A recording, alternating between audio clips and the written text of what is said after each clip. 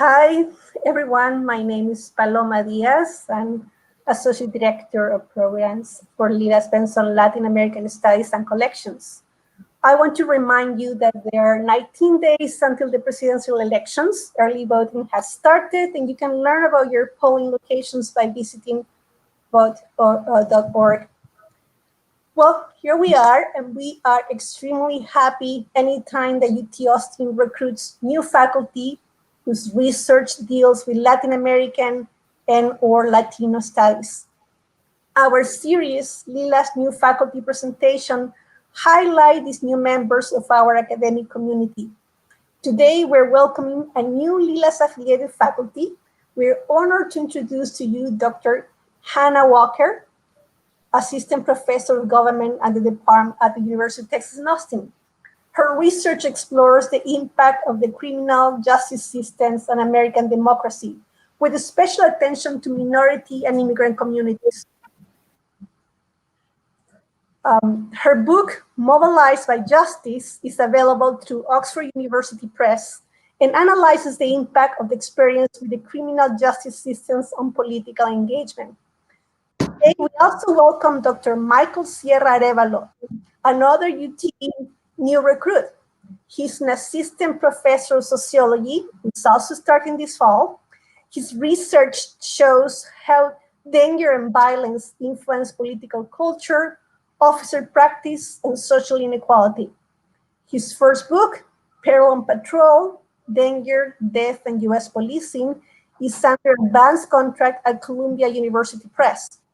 Dr. Sierra-Arévalo will join the discussion after Dr. Watkins' presentations, and we will be sharing in the screen their Twitter accounts, so please follow them.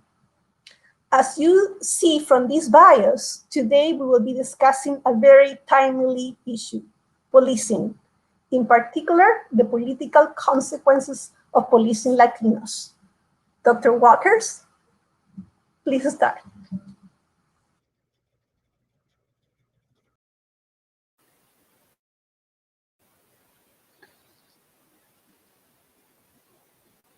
Well, thank you so much for that introduction. And thank you to Lilas and Paloma for having me today. I'm really excited to talk with you a little bit about my book, Mobilized by Injustice, which examines the impact of experiences with the criminal justice system on political attitudes and behavior. And today, and within the context of the book, I also compare and contrast the experiences of whites to Blacks and Latinos. And today what I'd like to do is spend a bit of time talking about the unique experiences that Latinos have with the criminal justice system. And then I'd also like to be able to connect what we know about Latinos into our understanding of the criminal justice system more generally. Okay, so Dina is an activist in the city of Seattle who I met while I was working on this book, and while she was working on a campaign to protest the expansion of the juvenile detention center in the city's historic Black neighborhood. And so Dina became politicized by watching her brother negotiate the criminal justice system, experiencing repeated short stints in jail and navigating the perils associated with prisoner reentry.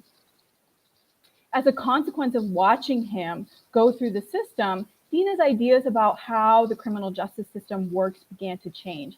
And she began to view the system as a force for group-based inequality and is not geared to protect people like her, people of color, and from marginalized communities, saying to me, for me and for a lot of people who come from poor communities, communities of color, safety is not a thing that exists right now.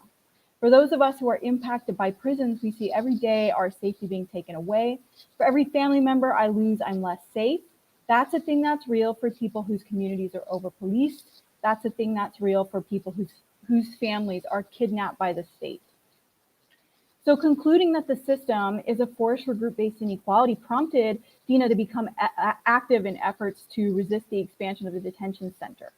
And her story is not unique, but is recognizable to activists across the country who have mobilized to end stop and frisk in New York City, organized against police brutality in Ferguson, and organized to resist secure communities and other programs that deputize local police to act as ICE agents. Minorities and the poor are disproportionately likely to have involuntary interactions with the criminal justice system, and policing tactics that are designed to preempt crime make the threat of contact a very real and frequent possibility for individuals who appear potentially criminal or undocumented based on where they live or how they look and dress. And so as a consequence of these policing tactics, almost 30% of adults have a criminal conviction. Latinos accounted for more than half the growth of the federal offenders in the last 25 years. And almost 50% of Black men are arrested before they turn 25. And for every individual who's stopped, arrested, or incarcerated, there's a network of additional folks who, by virtue of their relational connection, witness the criminal justice system in action. And I call this proximal contact. And like Dina, individuals with proximal contact very often learn civic lessons by watching their loved ones negotiate the system. Researchers find that all types of contact, both personal and proximal, across all multiple iterations of the institution, both the criminal justice system more generally, and the sort of part of the criminal justice system that deals, criminal legal system that deals with immigration, erodes trust in government and diminishes the likelihood of voting. Now, rooting their arguments in theories of political learning, scholars argue that individuals withdraw from politics because the criminal legal system sends the message to individuals who become caught up in it that their negative experiences are a result of their own poor choices. Indeed, the negative messaging of the system is so potent, and the negative consequences of contact are so profound that it leads Lerman and Weaver to write that the racial socialization of the criminal justice system holds little potential for resistance because it regularly conveys to its wards that their fates were due to their choices alone. And so existing research has less to say about the participation of activists like Dina in Seattle, Ferguson, Baltimore, Minneapolis, and in cities across the country. This project therefore starts by asking the question, under what conditions do individuals become politically mobilized by their experiences with the criminal legal system? And under what conditions do they become politically demobilized? And I further undertake to examine how these outcomes may vary among whites, Blacks, and Latinos. And so today what I want to focus in on is the road to mobilization for people like Dina, people with proximal contact. And I'd also, once again, like to focus in on the experiences had by Latinos. So racially biased institutions ensure that Black Americans bear the full degrading force of the criminal legal system. And so for that reason, researchers very often focus on the Black-white dichotomy without attention to Latinos, even as this group faces heightened scrutiny by local law enforcement under the auspices of immigration. So immigration reform passed in the 90s in particular seeded the rise of programs like 287G and secure communities, which facilitate cooperation between ICE and local law enforcement. And as a consequence, average annual deportations increased 14-fold between 1996 and 2017. And collaborative programs like these that deputize local law enforcement agencies to carry out the business of immigration are distilled through policing practices that are already in place on the ground, and which leads to the widespread targeting of Latinos, irrespective of citizenship status. And policy changes in recent years have further precipitated the unprecedented rise of the deportation of non-criminal immigrants.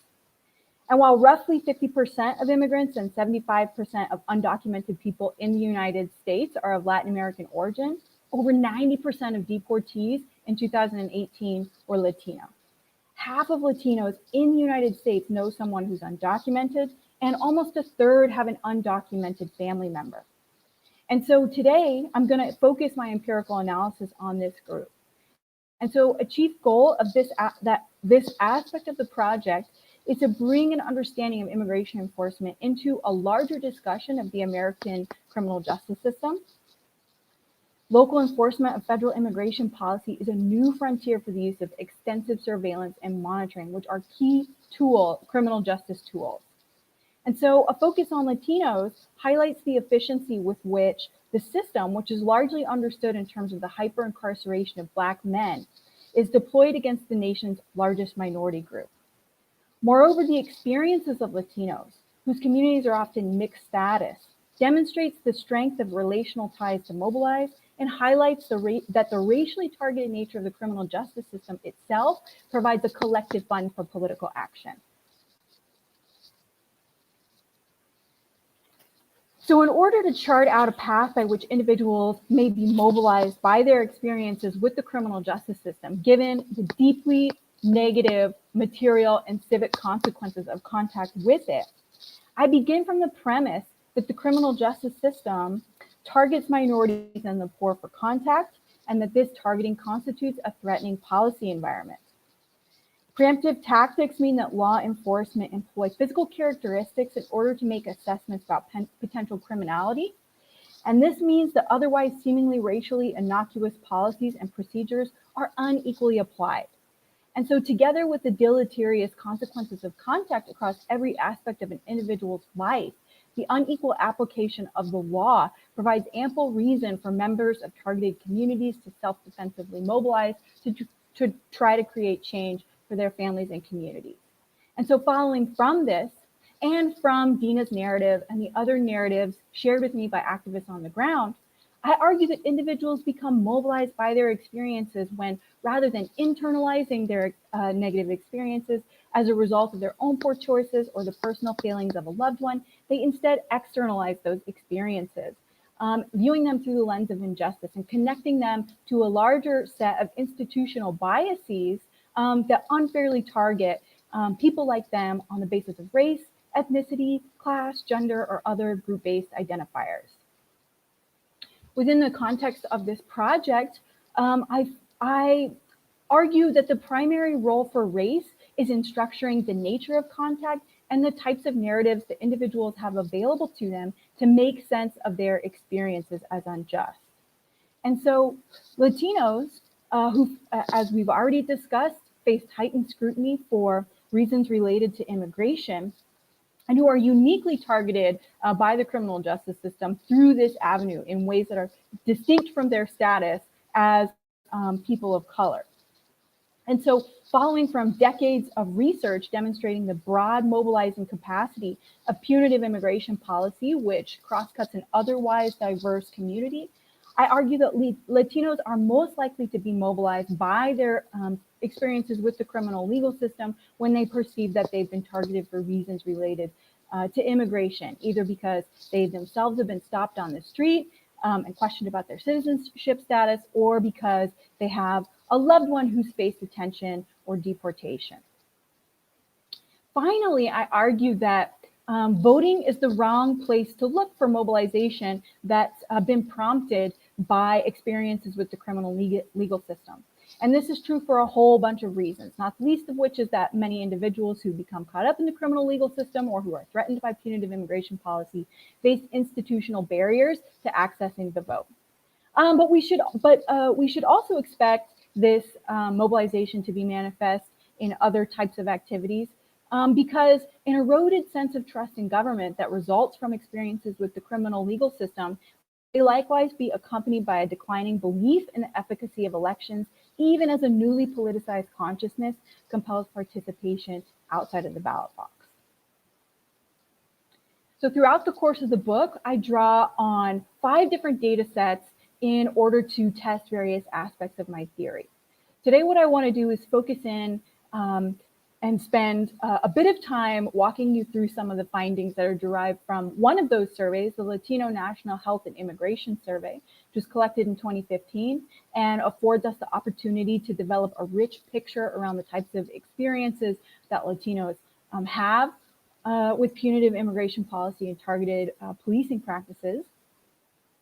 I'll also walk you through some very quickly through some findings derived from the National Crime and Politics Survey, conducted in 2013, and the multiracial midterm election survey, which both of which allow us to examine whether the findings that and the relationships observed in the Latino National Health and Immigration Survey extend outside the space of immigration specifically to thinking about policing more generally, and also whether or not some of those relationships are limited to Latinos or whether they extend to the other racial groups that are under study in the project.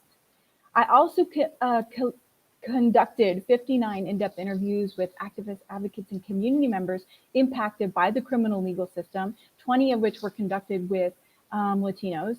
And these interviews are particularly useful for uncovering the specific nature of contact that individuals have and the narratives that individuals draw on to make sense of their experiences as systemically unjust. So the Latino National Health and Immigration Survey, once again, was collected in 2015. It includes a sample of 1,493 Latinos, including an oversample of 476 non-citizens. Within the space of this survey, proximal contact was measured by asking individuals whether they knew someone, such as a close friend or family member, who'd faced detention or deportation. And within the context of this survey, about 35% of respondents indicated that they had proximal contact. Now, I argue that given the materially and civically corrosive consequences of contact with the criminal justice system, the punitive immigration policy and targeted policing practices themselves constitute a threatening policy environment. And so just to give a little sense about what that looks like for people in their lives, Eric is a student from San Diego whose mother is undocumented, and speaking about what that was like and the type of threat that represented for him, he said, "I have to be scared that sometimes she might not come home. When I was a little kid, that was one thing I was scared of. She had to take the bus, and immigration officials were always at the bus stop raiding the bus. I was scared." Likewise, Martin, who also comes from a mixed status family, says, "If I were to succeed, a lot of people would be looking to me, but also into my background, and my family is in my background. And it would be like, hey, we found out that your parents are undocumented. We have to deport them." And so I felt like, okay, I don't want to go to college. And so the impact of this threatening policy environment and targeted policing practices on individuals' attitudes and behaviors in particular is present in the LNHIS.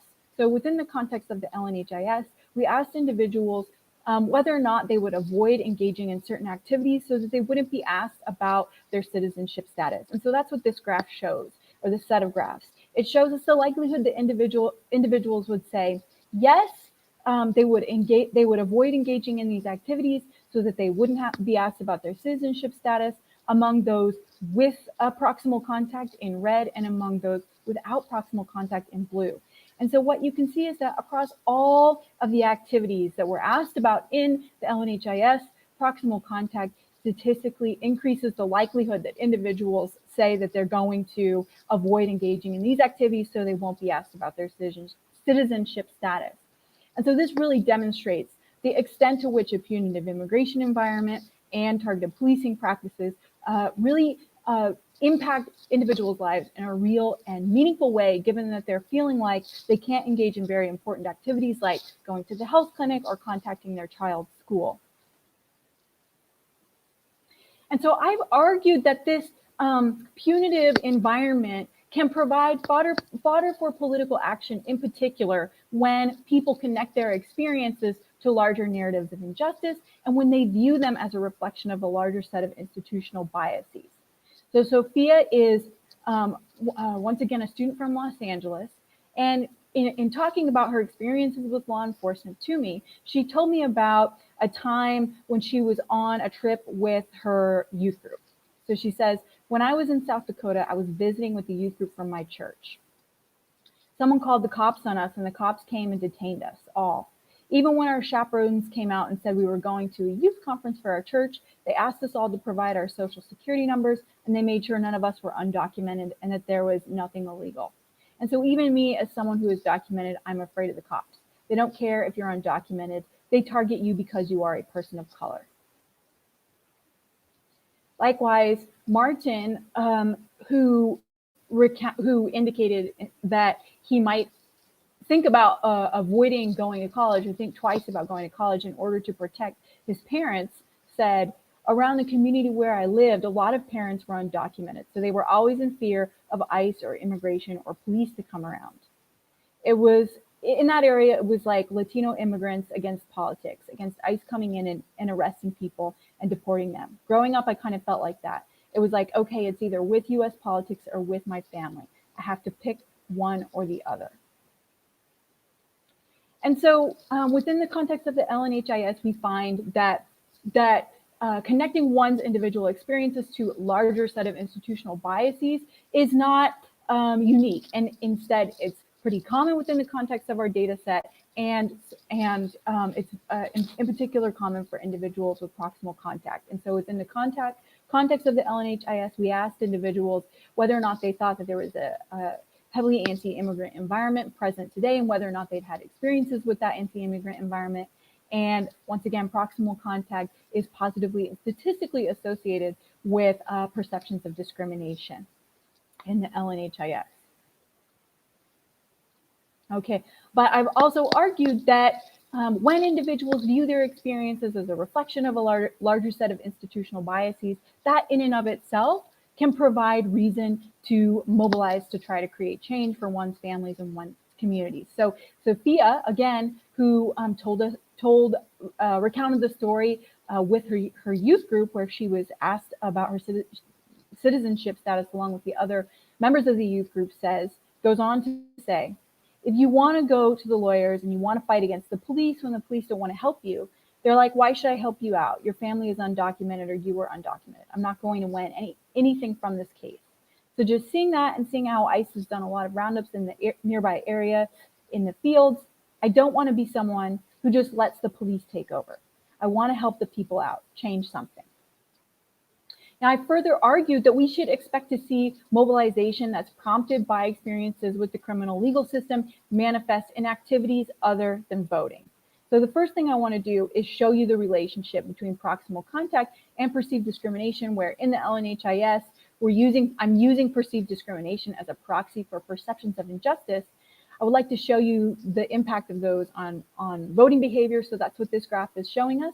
It's showing us the impact of proximal contact and perceived discrimination on voter registration and the likelihood that individuals said that they voted among citizens in the sample, since non-citizens don't have access to the vote. And here we can see that neither proximal contact nor discrimination is related to voting, with the exception that perceived discrimination is negatively related to voting. Instead, we should expect to see this mobilization manifest in activities other than voting and other types of activities like attending protests, signing petitions, and so on. So David is an immigrants' rights activist in Los Angeles, and I asked him to talk to me a little bit about the types of activities that he thought that it was important to engage in for his community. And he said, and also how he related that to voting. And he said, we thought it was not enough to do institutional advocacy. We had to do work in the community. During that time, there were raids in the community, and we would do immigrant know your rights sessions. We'd work with local groups that were fighting for workers' rights because the workers were undocumented. And so here, David's comments really demonstrate how activists on the ground are thinking in broad terms about the sorts of things that it's important for them and for their communities to engage in. And so what this graph is showing is it's showing the relationship between proximal contact and perceived discrimination on a standard non-voting participation index that we asked in the LNHIS, that asked individuals about their likelihood of doing things like protesting, attending community meetings, and so on.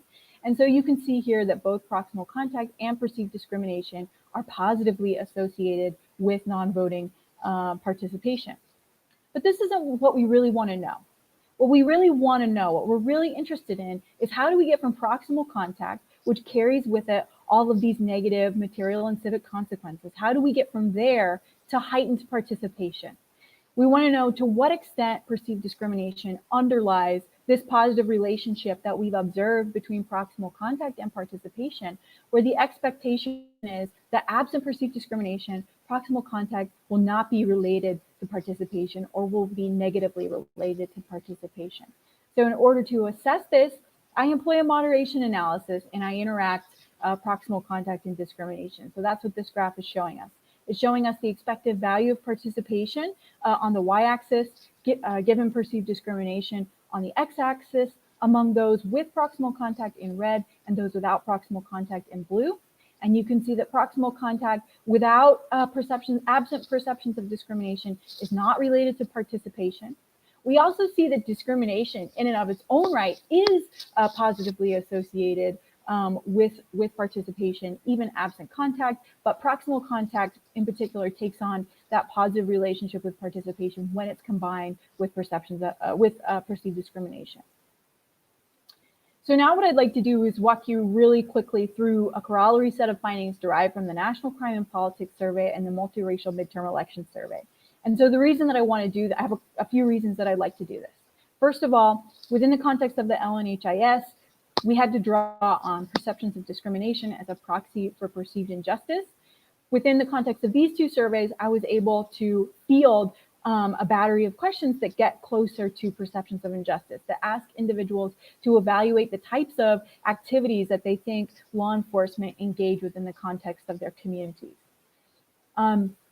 The second reason I'd like to walk you through these two sets of findings is because the National Crime and Politics Survey in particular asks about experiences with the criminal justice system more generally, outside the space of immigration, where the Multiracial Midterm Election Survey asks about contact within the context of immigration. So we can see whether or not these relationships hold across a variety of punitive contexts.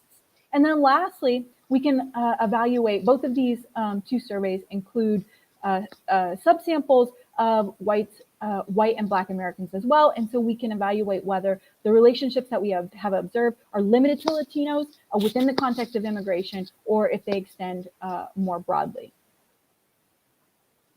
So in order to measure perceptions of injustice, in the NCPS in particular, we asked, for each item, please tell us how often you think the police who patrol your neighborhood do these things, stop people in their cars or public places without good reason, treat people like me fairly and respectfully, use excessive physical force or verbally abusive language. In the midterm election survey, we tweaked these items so that they reflected activities that law enforcement might engage in around issues related to immigration. Took these three items, combined them into the injustice index. Scoring a very high value on the injustice index indicates maximum dissatisfaction with community police, and scoring a very low value on the index indicates maximum satisfaction with community police. And so again, just starting by looking at the relationship between proximal contact and perceptions of injustice, we can see that across all three groups under study, proximal contact is positively and statistically associated with perceptions of injustice, both as it applies to criminal justice more generally and as it applies within the context of immigration. The other piece of information that's included on this graph is the percent of each group who reports having proximal contact. So in the NCPS, 46% of Latinos indicated that they had proximal contact, and in the MMES, 43% of Latinos indicated they have proximal contact. And so what this graph is showing us is it's again showing us those average marginal effects of proximal contact and injustice on a non-voting participation, where in the NCPS, we again had a standard non-voting participation battery. In the midterm election survey, we were only able to ask about protesting, but across all both measures in both data sets, we can see that proximal contact and injustice are independently and positively associated with participation. These relationships don't necessarily achieve statistical significance for all racial subgroups in all contexts, but are trending generally in the same direction. And then we want to replicate that moderation analysis. So this is that moderation analysis in the NCPS, where once again, what we're seeing is that in particular, among the total sample, proximal contact is not at all associated with participation absent perceptions of injustice. It requires perceptions of injustice in order to yield a positive effect with respect to participation. The only sort of difference here is that for Black Americans, proximal contact, again in the NCPS, which measures experiences with the criminal justice system, generally speaking, for Black Americans, proximal contact is negatively associated with participation absent perceptions of injustice. We repeat this moderation analysis in the MMES. Once again, Similar set of findings where proximal contact requires perceptions of injustice in order to yield a positive effect with respect to participation. Perhaps most importantly, what we're seeing is that across all three surveys, across a variety of measures of contact, a variety of measures of perceptions of injustice, 3 different time points and 2 different institutional contexts, we see a similar set of findings, which is that proximal contact becomes positively associated with participation when it's combined with perceptions of injustice, or in the case of the LNHIS, perceived discrimination. Okay, so to sum up where we've been, I began by asking the question, under what conditions are individuals mobilized by their experiences with the criminal justice system, and under what conditions are they demobilized? And I've argued and offered evidence to suggest that individuals become mobilized when they view their experiences through the lens of injustice, when they view their experiences as a reflection of a larger set of institutional biases. Now, the idea that viewing one's experiences as a reflection of a larger set of institutional biases can promote political action is at the heart of theories of group consciousness and linked fate. And scholars elsewhere refer to it as insurgent consciousness.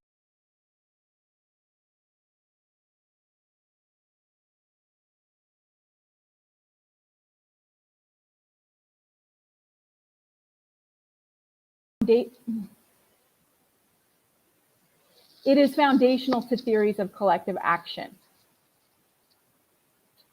Now, today we focused in on the unique experiences had by Latinos with law enforcement and immigration.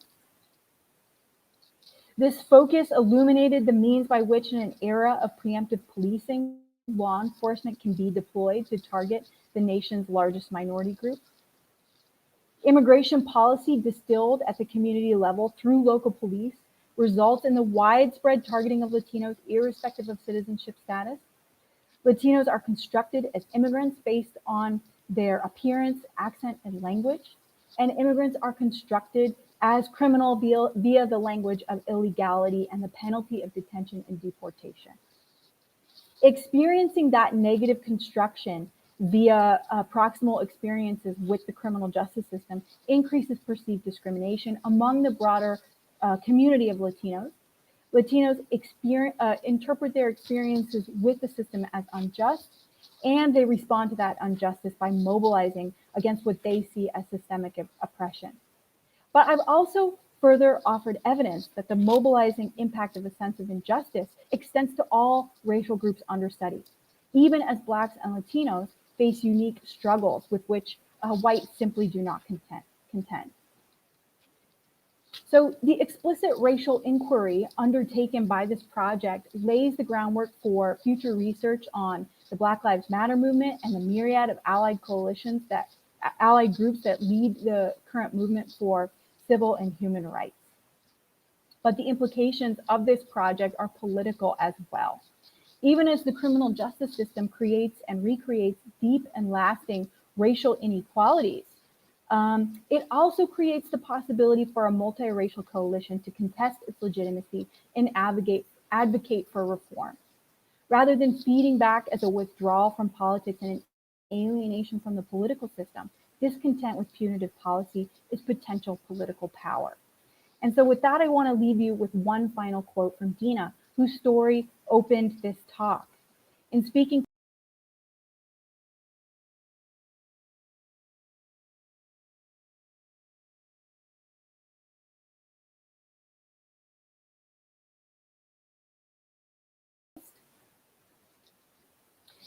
to me about her experiences with the criminal justice system and her reasons for becoming mobilized, Dina said, "The way that we just accept that the violence that is perpetrated through that system is okay it's just unacceptable. It is completely unacceptable. This idea that saying that we matter is a form of resistance of prisons, and like resisting prisons is a form of saying that we matter. As recognition grows of the role the criminal justice system plays in perpetuating racial, ethnic, and other ascriptive hierarchies, so too does the capacity for experiences with the criminal legal system to compel political action." And so with that, I'll conclude and turn it over to Michael.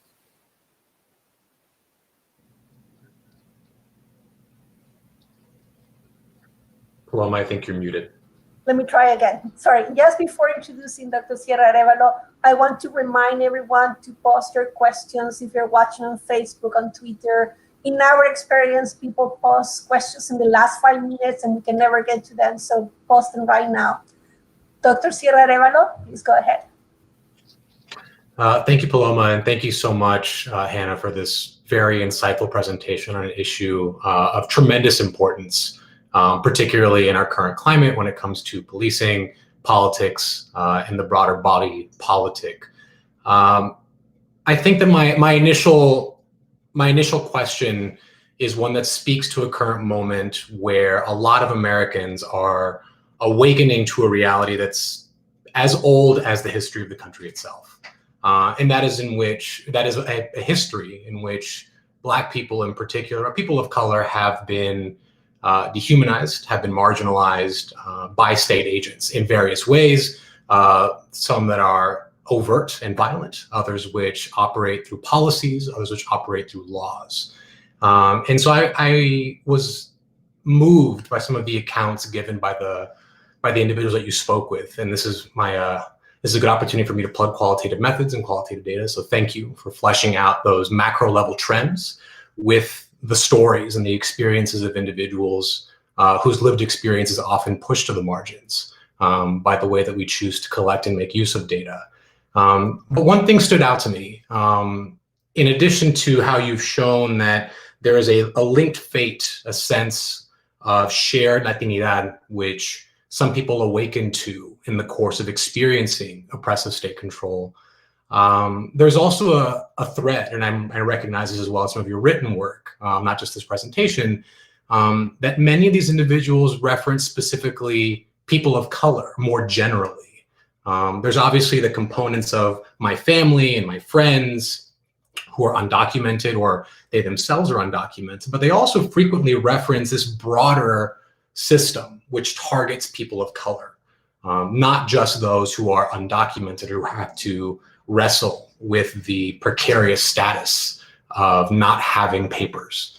And I'm wondering if you could speak to what, to my mind, seems like it could be in some ways a more fundamental realization that Latinos are also part, or better, are also excluded from a system that privileges whiteness, that upholds whiteness as the status quo and as a privileged category. Do you have some sense that there is something operating either alongside or perhaps underlying this collective realization of Latinidad and the status of being undocumented that's also more about, this is not just a Black problem, this is something that affects people like me too. I am also excluded from the body politic. I am also excluded from systems of power. I don't think I have a way to transition. There we go.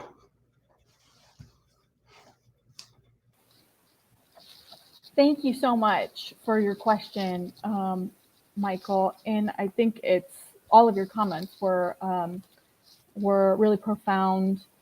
Also, thank you for shouting out the qualitative research part of it, which served to be crucial to the ability to tell the stories that I'm trying to tell.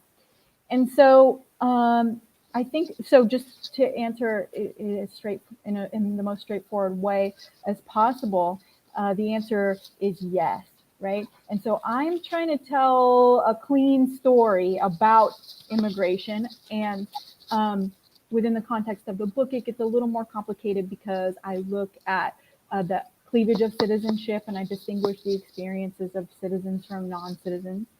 But that's a too neat telling, right? There's another story that I could be telling that is about how Latinos are also targeted, again, because of their status as people of color in ways that are really similar to their Black counterparts, and that don't have to do with immigration, that are just really about policing and the way that police operate on the ground. And so for many folks that I interviewed, there was absolutely this recognition of like, we're also excluded. This is about whiteness. Also about class, I think, was a recurring theme among both Black and Latinx folks that I interviewed, and the way that policing interacts with class and spatial geography and, to produce the types of outcomes that it does. And then for other folks, there is, I think, really a genuine learning process that happens specifically because of immigration, right? Where they're saying, as you said, like, oh, this is something that's happening to us too. This is immediately relevant to my life in a way that it might not otherwise have been. But again, those distinctions are easier to draw as an academic and harder to draw on the ground in real life, because a lot of several narratives that were shared with me and stories that were shared with me were about, like, oh, my little brother who's undocumented was targeted by the police and, you know, got stopped on the way home from school all the time, got caught up in the juvenile justice system. And part of my really deep fear and worry about what's happening to him is that once he ages out of the juvenile justice system, he's eligible for deportation and detention. And so those systems are not cleanly distinct, as well as those stories not being cleanly distinct. And so for certain, there is this recognition of this is a system that privileges whiteness, and it impacts me and my family as well. Absolutely.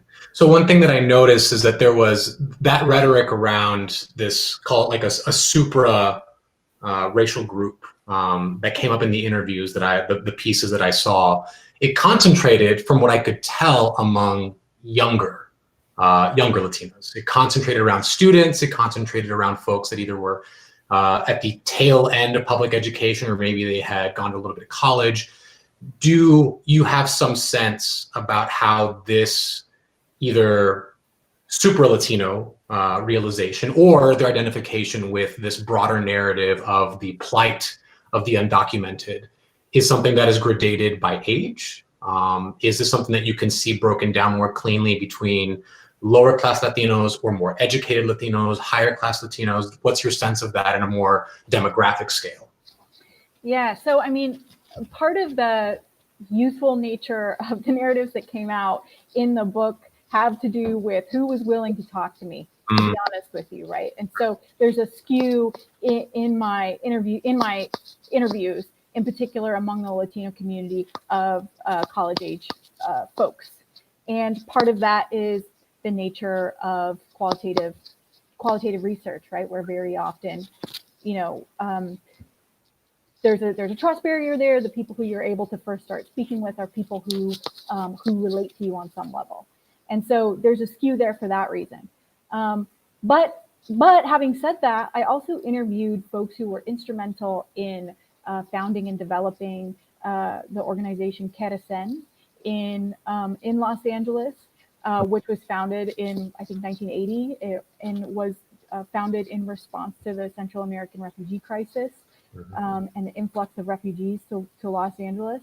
And when I was asking them about sort of how did you start becoming active around this issue?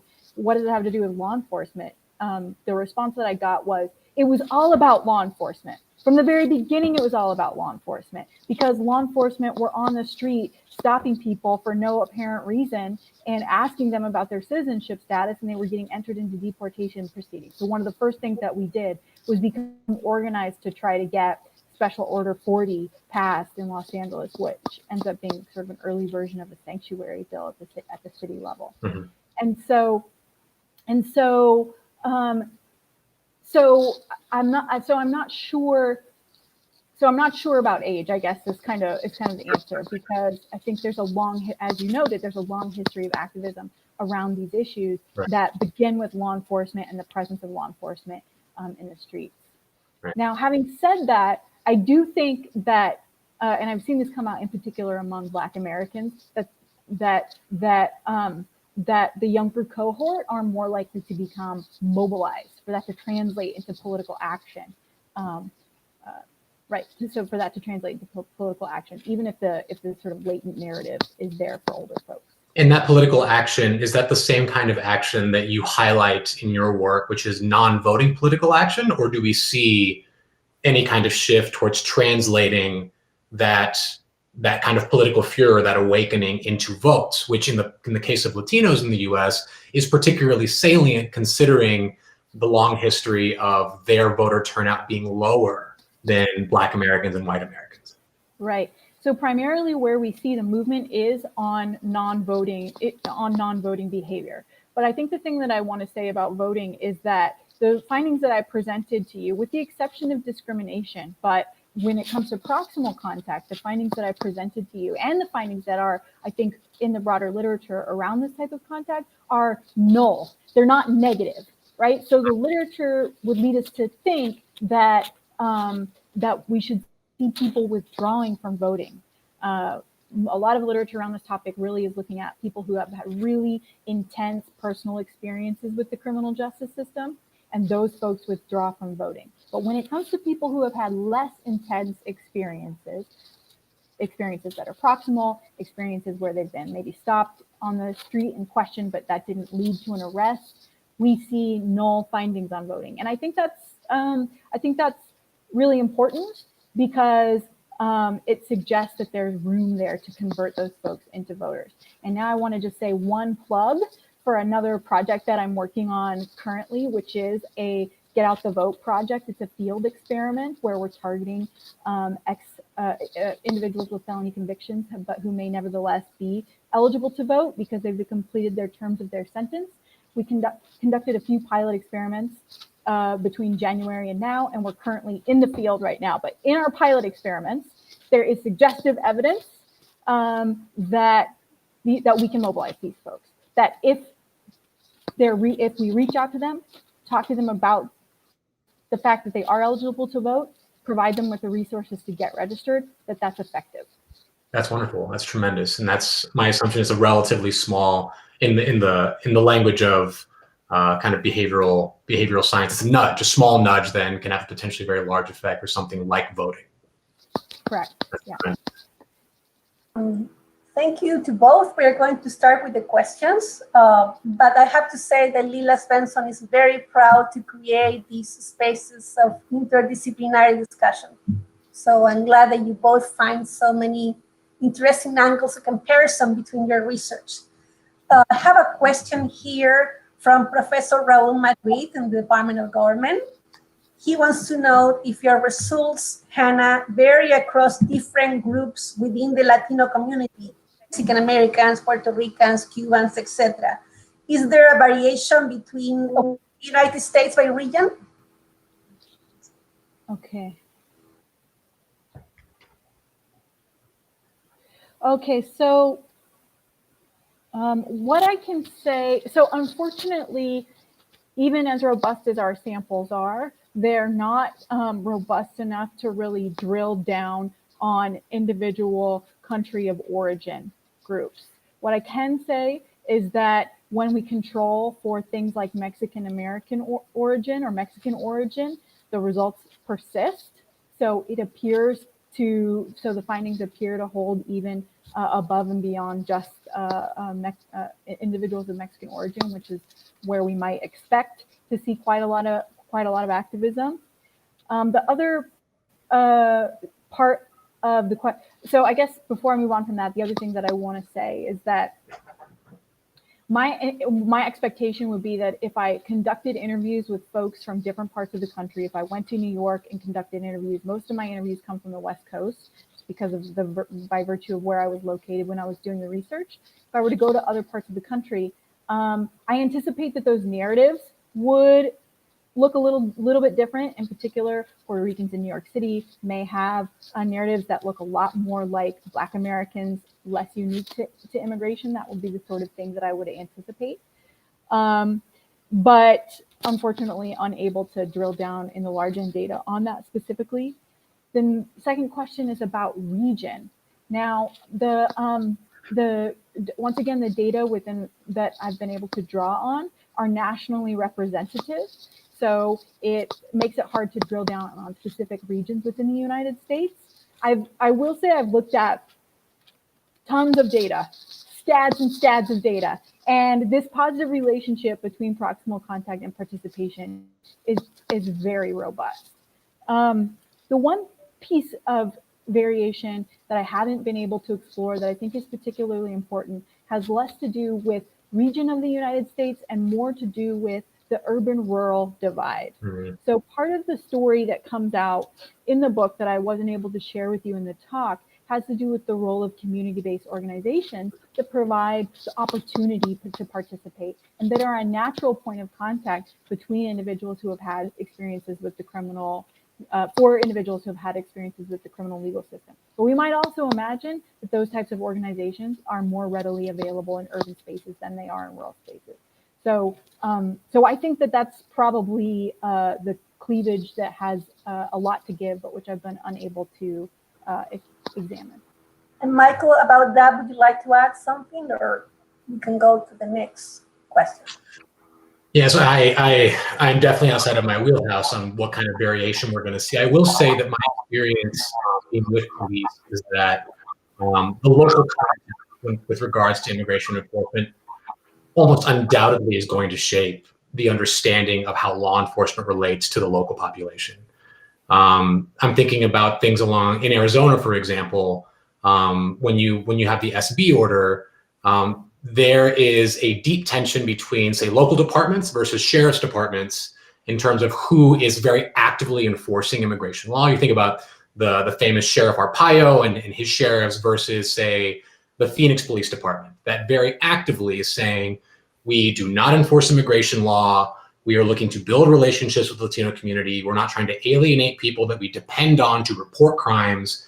And in my discussions with officers in other parts of the country, it is very clear that they at least perceive that many Latino citizens do not have a fine-grained distinction. That for them, any member of the state is liable to check for papers, to try and arrest them, to try and get them or their family deported. It's unclear to me whether or not there's better understanding of that among Latino communities in different parts of the country, whether or not that variation in how local enforcement is or is not doubling down on federal immigration law influences that. I think that's all very much in the air and in an open place to try and figure out how local context shapes the perceptions and the beliefs of citizens with regard to the state agents that coerce and police them.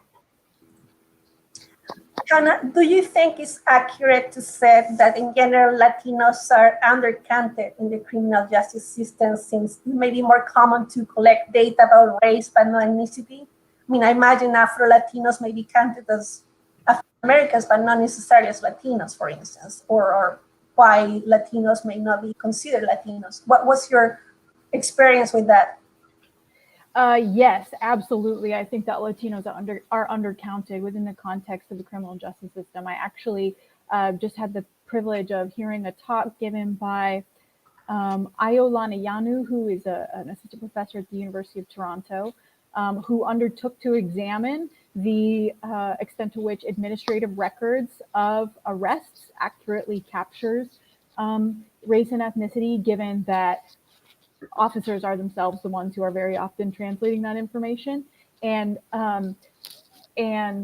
when they made various corrections to the administrative records, he found that at least in one or two police departments, Latinos were undercounted by half.